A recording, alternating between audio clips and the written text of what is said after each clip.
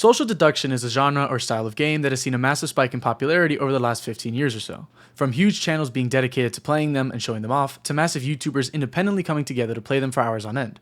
It seems like people can't get enough of these types of games. But why? What about social deduction makes people so fascinated by it? And what does that mean when we extrapolate that and apply it to what we know about people and psychology as a whole? I spent the last few weeks trying to find out why I had become so addicted to this specific genre of game, and along the way I decided that I wanted to try and see what that teaches us about the human mind. But before we get into that, I just wanted to quickly say, if you like these types of videos and want to see them more often, please subscribe. It helps the channel immensely and I appreciate everyone who does. According to a very quick Google search, a social deduction game is a game in which players attempt to uncover each other's hidden role or team allegiance. Commonly, these games are played with teams, with one team being considered good and another being bad. During gameplay, players can use logic and deductive reasoning to try to deduce one another's roles, while other players can bluff to keep players from suspecting them. While I agree with this description for the most part and think it's serviceable for the time being, I do think that it misses out on some of the really important nuance that should be discussed. For example, not all social deduction games rely on team-based play. Many feature lone wolf type characters who only win when they are the last one standing.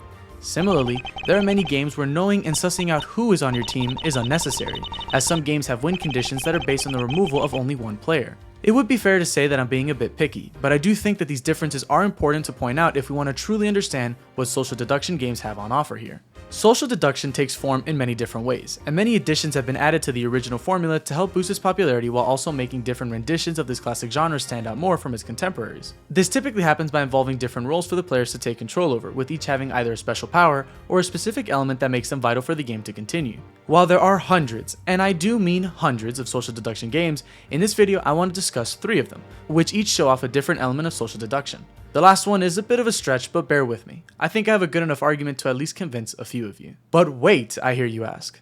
Why did you choose to make a video about social deduction of all things? Well, what a great question. It's because there are some really cool things about the human brain that get shown off by social deduction games so well. There's even a little baby paradox in play that I just love talking about. So then what is it? Haha, for that you have to watch more of the video to find out. Oh yeah, that's that good YouTube bait right there. Hook, line, and sinker. Chapter 1. You don't know what you don't know. You may or may not have heard of the saying, you don't know what you don't know. The first time I heard this, I thought it was a load of shit and just moved on with my day. But I think it's really relevant when talking about social deduction and psychology in general. Saying to someone that they don't know what they don't already know may sound obvious and borderline torturous, but it is important to realize that this idea is what makes social deduction games work. Many of them are built on the backs of information gaps that rely on players not knowing the full picture. This leads to them having to work out what is true and what is false by working with other players on the board. This is considered an information gap activity, in which the only remedy for the lack of information you have is by trusting the players around you and working with them to fill in the missing pieces. Information gap activities are actually super common in real life, though I don't think that many people call them that willingly. The entirety of the school system in whatever country you're in is one of these activities. Granted, the information gap is massive as you don't know anything yet, but there is a small twist of irony in that. Remember when I said you don't know what you don't know? Well, here's where that little paradox comes in. At the very start of these activities, you do know what you don't know, which is everything, because you don't know anything. So take solace in that at least. Games like Cheese Thief or Mafia present the players with a whole lot of nothing at the beginning of the game, and players are meant to uncover the tracks left by the game itself. Well, that would be true if there wasn't a completely opposite side of the coin that changes everything. Evil players. They may take shape differently according to the specific game you are playing, but they all have them. Players whose sole goal is to mess with the other players and prevent themselves from getting caught. Sometimes these baddies have an accomplice or two, sometimes they're alone in their evil wrongdoing, and sometimes the game is set up in a way that it can change from game to game. Also, quick shout out to No Rules Barred. I may or may not be using a lot of footage from them since they have played pretty much every board game that has come out, so thanks for making my life a little bit easier. The evil players are what make this game a game at all, and they are what I love about social deduction.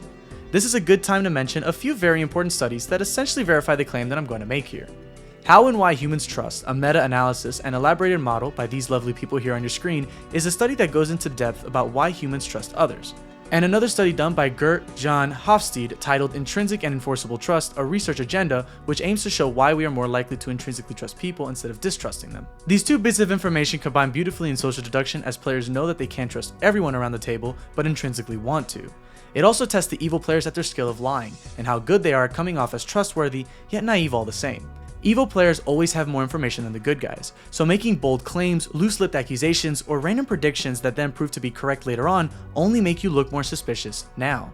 Because after all, only the evil guys would have known that, right? It's funny, because as you improve at these games, get better at mapping out possibilities, and building potential worlds for the game, you also need to learn to stifle your momentum, because being too good puts a target on your back. And the best part is, both teams will be gunning for your removal. Now you might be wondering what I mean by removal. Well, in many of these games, players can be executed, killed, banished, or some other synonym for no longer in play. Typically, this takes the form of a public vote. When looking at games like Blood on the Clocktower, there are two stages in which players can die. At night, when the demon can kill, or during the day via public hanging due to majority vote.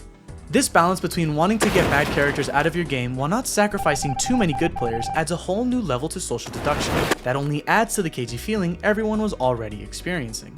There's always a sense of dread when someone gets removed, because there's a good chance that the good team has only lowered their total numbers. In most games, there are more good than bad, so it's statistically probable that a good player will be eliminated over a bad one. This goes back to what I said about trust a little while ago. When a player is up on the stand, we as people want to believe them when they say that they're good. Even though you should always say this because dying helps neither team in these games, players ignore that fact and more times than not want to believe that player being exiled. This idea that we trust people even though they are known to be evil or doing wrong by us is amazing. It goes to show just how flawed our brains are despite the thousands of years of evolution we have. H-Bomber-Guy actually made a comment about this in his 4-hour hit piece against multiple YouTube creators who were making their content by stealing it from others. In his video, while actively calling someone out for the theft of creative work, he trusts that same person when it comes to the pronunciation of a word. Has a personal family history with Centralia. A few moments later. It's actually pronounced Centralia! It's just so jaw-dropping how our brains work, and the fact that we can commit such common sense errors like this only helps fuel doubt and distrust amongst players in social deduction games. There have been many times where I defend an evil player or vice versa, simply because I didn't want to believe that they were lying to me. Now, with all this information being said, I think I can finally talk about the 3 games I mentioned way back when. Let's start off with my favorite social deduction game, which has already come up a few times. It's Chapter 2, You Don't Know What You Do Know. Blood on the Clocktower takes a really fun crack at social deduction by adding roles that essentially add a new skill barrier for the game. You may be a very good social reading player, but mishandle your ability and you may just end up being a liability for your team instead. This is the bread and butter of social deduction, as many players will bluff, lie, change their stories from earlier, and accuse other players of being on the other team. What I love about Blood on the Clocktower is that it adds a new element to the genre entirely, because now good players are incentivized to lie about their roles. That's right, good players can and should lie about their roles depending on who they're playing. Some characters want to be killed by the demon, some want to live for as long as possible to gather information, and some roles are spent, which means that they provided all the usefulness they're going to for the rest of the game. There are so many ways for players to manipulate the facts in this game, which only makes players more suspicious of whatever is said to them. If you haven't played it, you really should.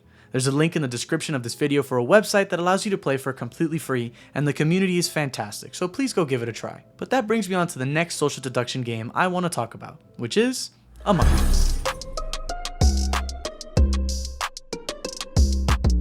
The main difference between Among Us and other social deduction games is how the evil player operates. In Among Us, the evil players are walking around almost indistinguishable from the rest of his crew members, until they strike one of them down in cold blood. Now, there can be multiple kills at once from the imposters, and if they are allowed for their cooldown to finish, they can kill again, making the games rather short if the crew members don't have their wits about them. Among Us takes a more simple approach to the good players' involvement, with good players needing to complete tasks around the ship to prevent catastrophic things from happening. I personally don't enjoy this approach as it makes the good team seem a little too passive, but clearly I'm in the minority as millions of people were playing this game, including some of the biggest YouTubers on this platform. It's not my intent to offend people when I say this, but Among Us seems to me like baby's first social deduction experience, which there is nothing wrong with. Everyone has to start somewhere. But if you like Among Us and want to play games where there are more involved roles to do than sit around and wait to die, there are plenty for you to try out there. Refer to the first entry on this list. Now on to the final game I want to cover in this video, which is Clue? Clue is a murder mystery game where the objective is to determine who murdered the game's victim, where the crime took place, and what weapon was used.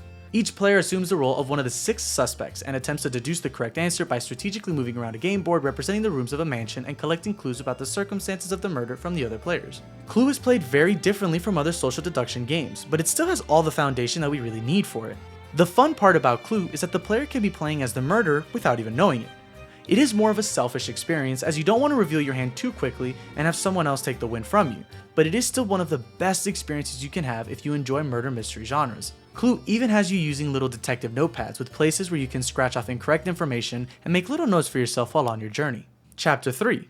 You do know what you know. So when it comes to social deduction games, there is both a lot of nuance and variety in the ways that they can be different. Among Us is wildly different from Clue, which is extremely different from Mafia, but if you look at Town of Salem and pit that against Werewolf, you'll see a lot of the same features and foundations. This genre has always been one of those situations where I find a lot of my fun from working with the town and trying to solve the game, which is trying to figure out exactly what happened and who was the bad guy. Unless, of course, I'm the bad guy, in which case I'm trying to do the exact opposite. All of this boils down to what you know versus what you don't. In a game like Blood on the Clocktower, you'll be constantly fed information about who, what, when, where, and why by everyone based on information that may not even be public. You can really only trust yourself and the information you've been given by the game. Until you realize that you've been poisoned all game and your information ain't worth shit. Information in these games is important, and the way they give you that information defines the feel and fun of it. Blood on the Clocktower is fun because it never feels like you're done playing until the game is actually over. Other games do this differently, and there are so many of these social deduction games that I think that this gives us a huge insight into the appeal of social deduction itself. Chapter 4. You do know what you don't know? The point of a social deduction game is that there is a bad team. The Mafia, the Demon, the Werewolves, the Murder, the Imposter.